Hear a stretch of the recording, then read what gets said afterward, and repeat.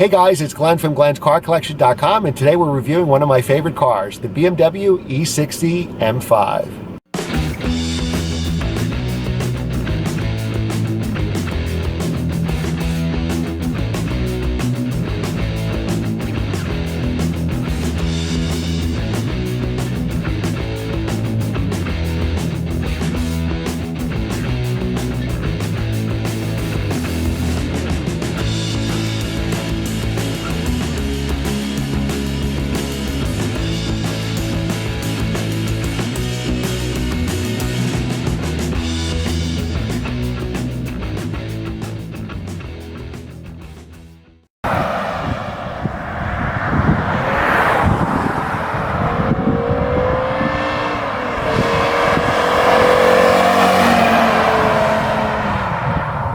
Okay guys, we're in the E60 M5. These M5s have the V10 engine with 500 horsepower, 384 foot-pounds of torque, and this car is an SMG, so this should be interesting.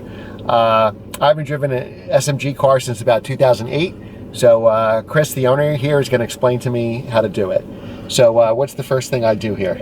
I see neutral. Your foot on the brake. All right, my foot is on the brake. And then you can either drop the all right, so parking brake's done. and then slide this over to drive. All right, so which way? To the left? Okay, so the right is drive. Yep. And we're in D1 now. If I remember correctly, these cars had like 7. Yeah, there's 6 on 6 on automatic mode. And okay. 7 on manual. 7. That's what I was thinking of for the 7. Okay, so now to go in reverse. It's neutral. It's foot on the brake again, right. and then yep, always foot on the brake. And then up. Over and up. Over and up. Oh, okay. There we go. It's almost like the stick shift position for reverse. All right, so this is interesting. I haven't driven an SMG car in forever. All right, and now let's see if I can do it. So I'm going to foot on the brake, down to neutral, and then over to drive. Okay, cool. All right, that wasn't too bad. Now, this car has 76,000 miles on it, but you wouldn't know it. If you've seen from the intro, this really looks and feels like a 30,000 mile car.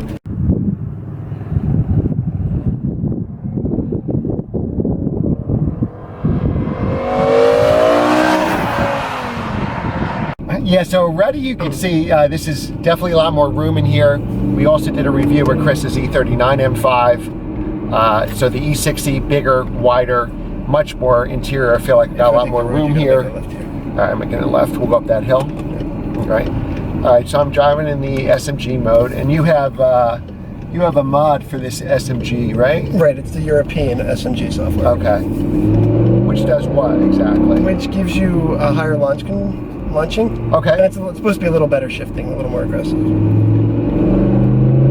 Wow, the sound of this engine sounds great. I mean, stock for stock, I think the V10 sounds better than the V8. Oh, now, this is a heavier car, but it's got more horsepower than the stock E39 M5. I mean, driving Chris's supercharged version, I would say that, oh, you got the heads-up display here too. Oh, that's so cool. I would say that the E39 is faster because it's modified, but stock for stock, you'll find that this is the faster car. Now, this, this basically is a high revving 10-cylinder, BMW's Formula 1 program at the time. Formula 1 was using 10-cylinder engines. The car handles well. I mean, for what it is, we're going to some tight turns now, and we'll find out in a second, but it seems like a pretty good handling car. You do feel the weight, I think, over the E39 M5. Yeah. Oh, here we go. Here's some tight turns. I'm going to downshift into second. Yeah, so I mean, where the E39 kind of flew through these turns, but this is, this car is more of the open road kind of car. Wow. I think the sound's got to be. I can tell already. Now, most of the power, if you haven't driven one of these V10s, is not like an American car. It's not like a Lamborghini Gallardo, where here for the M5 the power is way up high, so it's really 5,000 to 8,000 is right. You got to drive it. Yeah, you got to ring it out. It's almost like S2000-esque, where the power is up top, but it's a bullet from 5,000 to 8,000.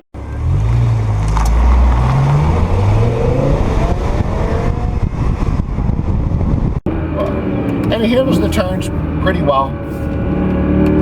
I mean, again, if you want to do some corner carving, this is probably not the car you're taking. Now, this is more like probably your highway car. Yeah, it's a highway car. Yeah, or taking the family out. It's definitely more comfortable, smoother, softer. They don't notice the power as much. Right? Yeah, you could probably hide it.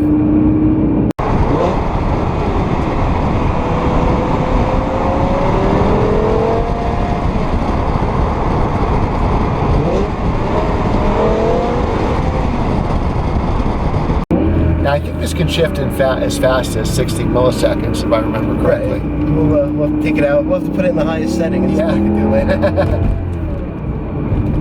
Now, these cars, the United States was the only area that got the stick shift. So, 06, they were made here from 06 to 2010. 06 were only SMGs. So, starting in 07, they made a 6-speed manual, and it was only for the U.S. market.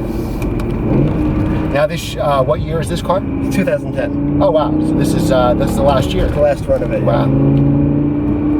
I don't think I've ever, like I said before off camera, I don't think I've ever seen a white one. And it looks great in white. It is a nice color. Yeah. And I like the 2010 because it has all the, it has the better iDrive. Oh, the iDrive, right? Yeah, because this iDrive actually looks like almost my 1M iDrive, which is a 2011 car.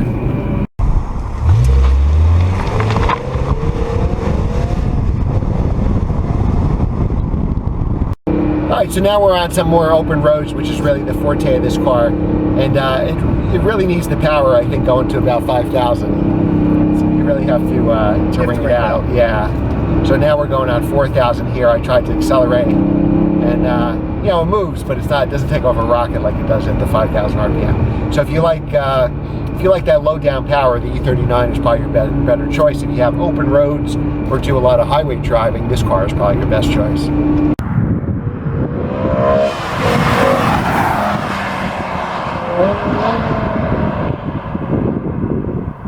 Now, how's the maintenance been? You have 76,000 miles, so how's the maintenance been on the V10? Pretty good.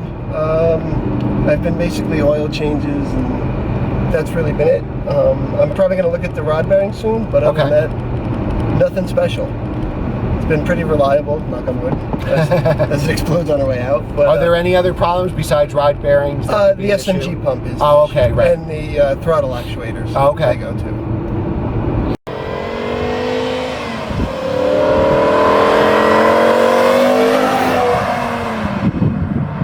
I always love these V10 cars.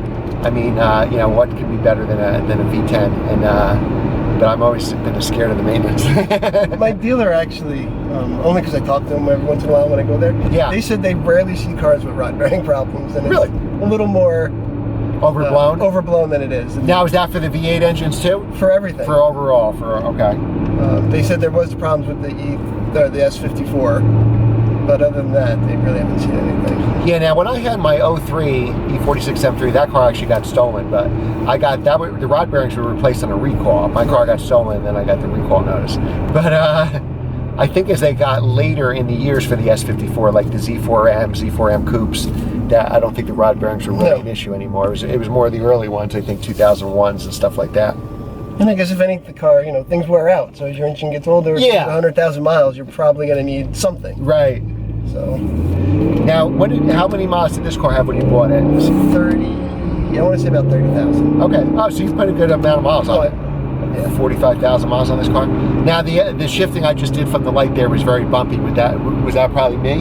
That might have been you. If you want to put it in automatic, just to get a feel for it. Sure. Just pop this back over. All right. So towards me. Okay. Okay. Now it's a thing. And then the left would be manual mode. No, it would actually just be up or down.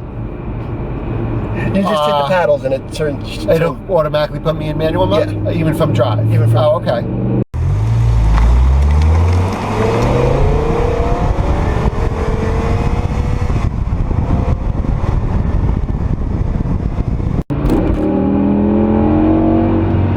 Yeah, it's kicked down there.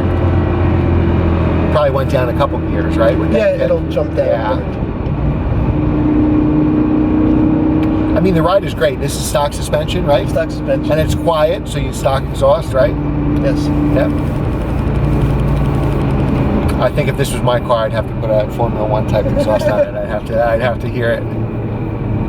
Now the heads-up display, you can see, you know, oh, that's why. See, with my sunglasses, I can barely see. Oh, you can barely see. Now I can see the heads-up display looks perfect. Yeah, if you have polarized glasses, yeah, it messes it up. I was gonna say, why is it so dim? Oh yeah, see, once we got into from 5 to 8, this thing is a rocket.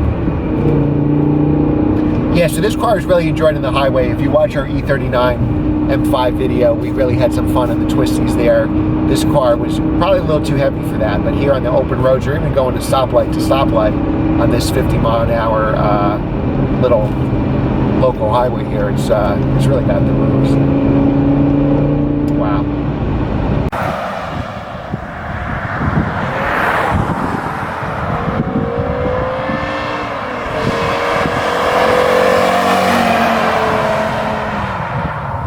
Now, how did you find this car? You found it for sale at a BMW I dealer? found it. I kept searching for a certified pre-owned one. Oh, eventually this was the only one local. Wow, and it was certified pre-owned? Certified pre-owned. Oh, so I mean, it must be a pretty reliable car. They're not. I don't think BMW had to put in manual again. Just hit either up or down or hit up. Oh, okay. Yeah. I don't think they certified pre-owned. Somebody can correct me on this, but certified pre-owned M cars anymore. I don't think they do that. I didn't yeah. Rev it up. You're not even hitting 8,000. There you go. Yeah, now I find, I'll probably get pulled over any second, but I noticed it was a lot better there. The first shift I did, 1 and 2, I had my foot down. Right. And then the 2 to 3 and 3 to 4, I lifted, and it was much smoother. Oh. I remember hearing that, and I could be wrong. Somebody who knows SMGs 1,000 times better than me. I think I remember reading once that if you got to know how to drive the SMG properly, and if you drive it properly, it's not bad. But I don't know how to drive one properly. As you talked about, it is quirky in drive in automatic mode. Yeah, and you have all the good part is you have those 60 millisecond shifts. The bad part is it probably rolls back, right, or gets confused. Yeah, it's just like unfortunately, any single clutch or dual clutch has the bad parts of a manual where it's jerky in traffic and can roll back a little bit on a hill and stuff like that. All right, you're gonna get in front of these people and then make the next jug handle. Okay, so I'm gonna make it right. Should have warned you. Go down one more. Go down first. I appreciate the challenge. Hold on. Wow, that was off a dead stop. So I'm gonna lift, shift. Lift, shift. So that, see, look, that actually worked pretty well. So right here? Yeah, right here, because we're gonna take that light and go. All right. It's kind of weird, like with a stick shift, obviously you're lifting to do the clutch and do the shifting. But I don't know, I just can't get. Yeah, I just can't get it past in my mind. Why am I taking my foot off the gas if I'm accelerating? Even though a normal person could probably do it.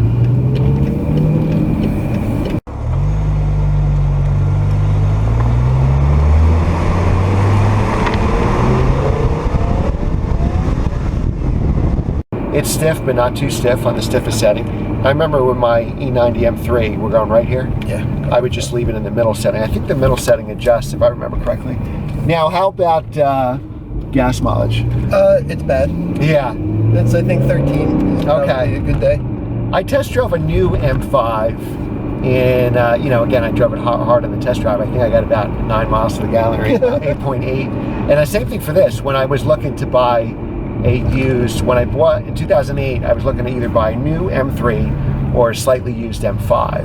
And I think the M5 seemed faster. I was still doing a lot of autocross at that time, so I wound up picking the M3 because I could autocross that car. But so my only choices for the M5 were the first year cars, the 06, which are all SMGs. And I remember driving that around, I was getting like 8.8 miles to the gallon and stuff.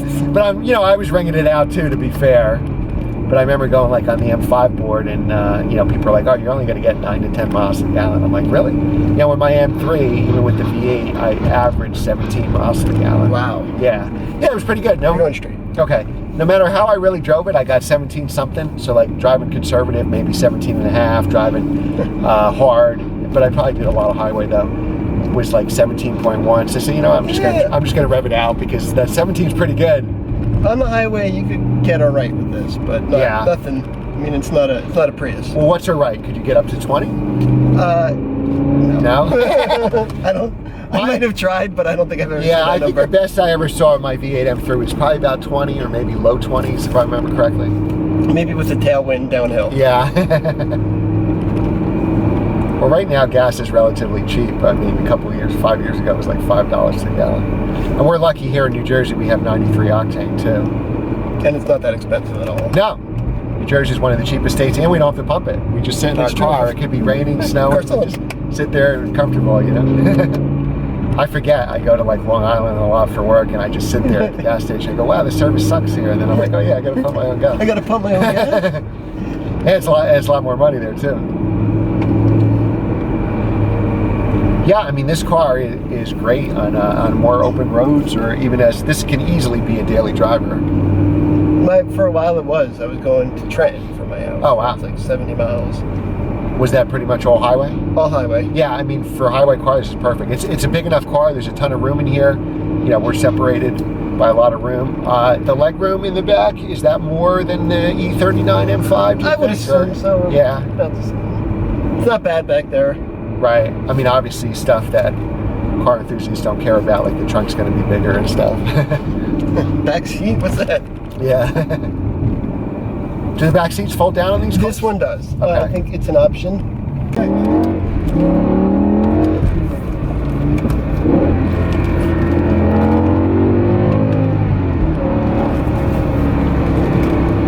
All right, here we go. So we're getting a lift. All right. Wow. Yeah, I mean, this is really an amazing, forgive the camera shake here, it's a bumpy road, but this is really a great, wow, I have new respect for these cars. I mean, where else can you get a V10? Let's figure it out, right? So V10 is going to be a Lamborghini Gallardo or Hurricane. A Viper. Huracan, I'm sorry. A Viper, right? A V10 Viper. So even those cars are going to be much higher prices, and obviously you're not going to be able to drive around. This car you could take your mother-in-law out, you could take your kids to school, and nobody would notice. And nobody notices. Yeah, nobody knows what you have under the hood except for a car enthusiast. There I didn't live, so I caused my own jerkiness there. But you don't have to spend $100,000 to get a Gallardo when you have that motor right here. Like an Audi R8 has a V10. Of course, the Viper will be probably the cheapest alternative. I love the heads-up display. I don't think that's going to come with, we'll see it on the camera angle, but every car should have that, right? It is nice. It spoils you. And if you hit that button, yeah, it'll shut the traction control off, which is fine. Oh wow, and it gives you almost like but the heads-up display will change in a minute. Yeah. You've got a timeout. Okay. It came up briefly when I pressed the button. It gave you almost like the like the S2000. Make a left. Okay.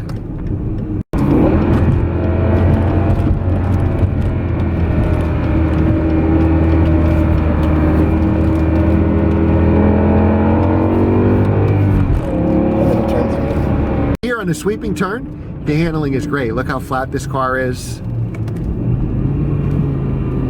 We can feed in the power. Oop, this guy's lost in front of us, or we would be able to. Oh wow, so it's even got the red line on it. Oh, that's nice. So you have to have everything switched off though to get to this setting. Yeah. Yeah, so this is almost like a track mode setting. It is like a track mode. There is an intermediate mode. It doesn't give you the seventh, I guess, transmission mode. Okay. But it's called the M dynamic mode. Okay. Which is a little more forgiving with the traction control. It's not completely off. So with the M button, did you set your own settings here? I know with the M3. Okay. So you put the EDC. I noticed went back on the stiffest setting. Wow. And I'll let you know when to pull over. Okay. Some other things. Do you mind if I play around here? Sure. So it has the active seats. Oh, that's right. That's supposed to... It'll punch you in the kidney. All right, let's try that. In turns. Now that was optional, those seats, right? Or are they standard? Optional? Okay. All right, so when I go around turn, it's going to do the opposite to me? All right, let's see. Oh, yeah. Oh, wow. Yeah, it's like somebody's grabbing you on your side. If you're ticklish, this might not be for you. And if you do it really fast, it actually punches you. Oh, wow. I can show that on if you want. Yeah, I don't know that I like it. Alright, it's on. So what does it do, essentially? Blow up the side bolster on that side, I guess? Yeah, there's I think it's a motor actuated thing, not actually an airbag or anything. Now before we were on the tightest turns, so you really felt the weight. So here we're in turns that are not as tight, and it really, you know, the handling feels way better. like we were like, those turns were like 5-10 mile an hour turns before. We're here, maybe they're 25 mile an hour turns. We're going 32, and you can really see how the hand kind of comes alive here. Now, does this car have any wheel spin? Probably not, right? Because it's stock. No, it doesn't really. Yeah. Maybe through first, but that's it. Right. And there's a launch control for these? There's a launch control. It's a procedure.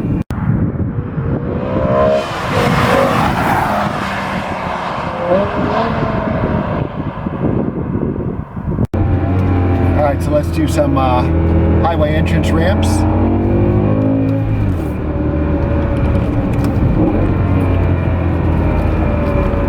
There's no one in front of you.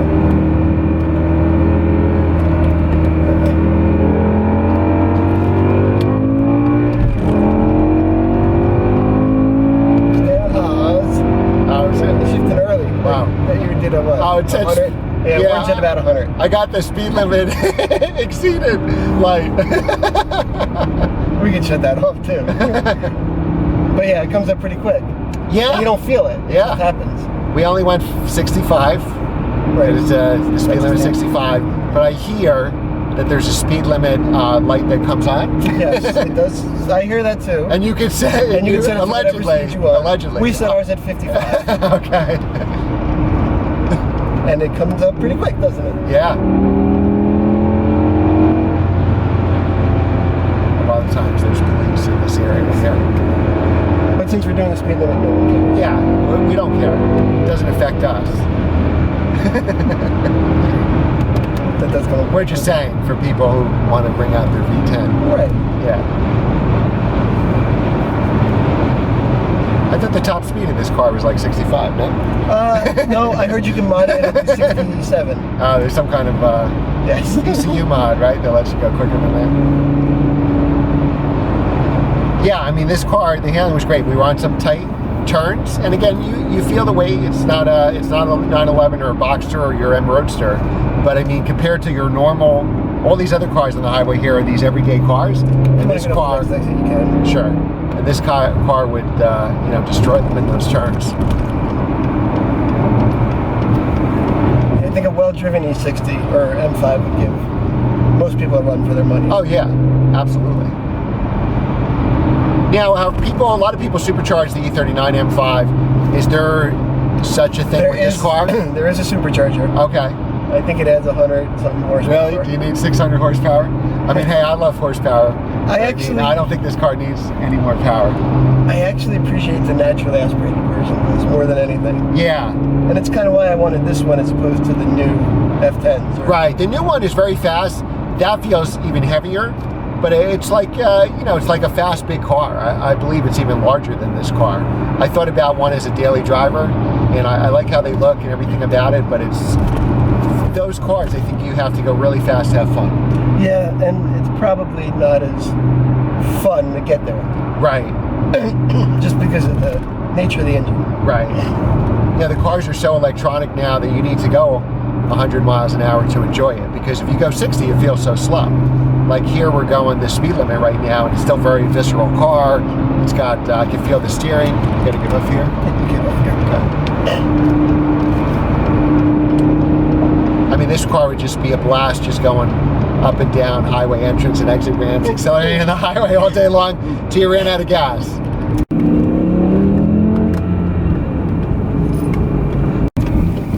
It's pretty powerful, and it's pretty deceptive too. You do go fast without realizing you're going fast. Yeah. And it is fun through through like tunnels. Right. Oh yeah. And you roll down the windows. Oh yeah. You can go straight or turn here, whatever you do.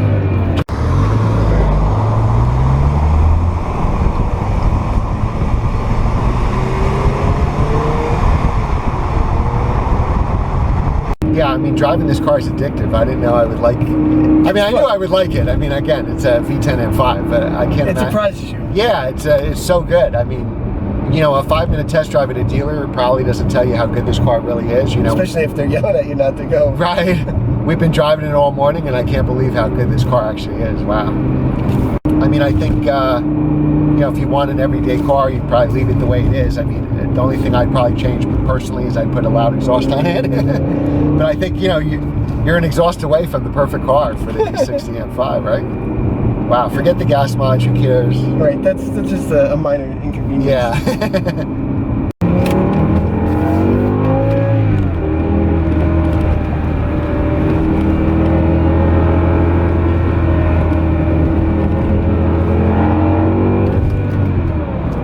Alright guys, well that concludes our video of the E60 M5, and let me tell you something, I'm a believer. I'm going to go home tonight, I think, and shop the classifieds and buy one. But this is an amazing car, so make sure to give this video a thumbs up, make sure to subscribe to our channel, leave a positive comment below, and share this video with your friends. All four of those things allow us to grow. And we'll see you next time. And if you ever get a chance to drive one of these cars, definitely do so, whether it's a stick or an SMG. This is my first SMG M5, and you know, once you learn how to drive it, it's actually great. So make sure to drive one if you ever get a chance. Thanks again, guys, and we'll see you next time. It is 500 horsepower, 384 foot-pounds of torque, and this is a SMG, I forgot, let me say that over again. I forgot what it was. Have the V10 engine with 500 horsepower, 384 foot-pounds of torque. I don't like that either.